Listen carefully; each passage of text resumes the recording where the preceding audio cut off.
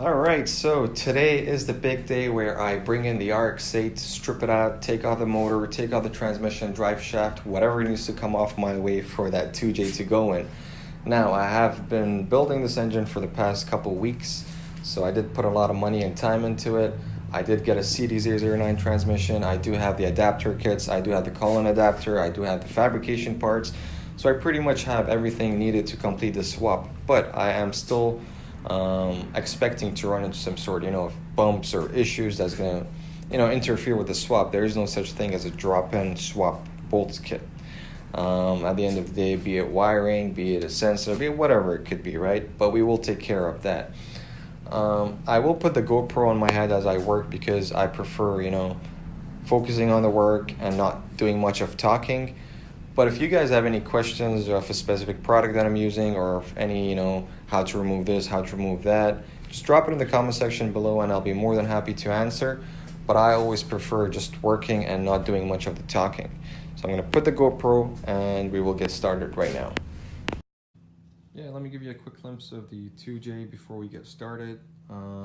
Again, we have pretty much replaced most of the parts here, did the whole engine, replaced all the seals, switched from twin turbo to a single turbo, 0.68 exhaust housing from Drift Motion. Pretty much everything that I bought was from Drift Motion: gates, timing, racing belt, pulley, serpentine belt, deleted the AC and power steering. Now keep in mind, I'm not going to be running crazy numbers, so I'm going to stick with the stock ECU and the stock injectors, hoping it will still work and not give me issues, but if needed I will upgrade and go standalone. I do have the CD009 over there that has only 10,000 miles on it, which was a pretty solid deal I got. Over there we have the intercooling pipings, which I bought as well. We have the actual intercooler in that box behind the pegboard, and then everything here is just more random parts, call-in adapters, fabrication parts, and more 2J parts. Over here in these boxes are some other parts as well. So let's get the RX8 and get started.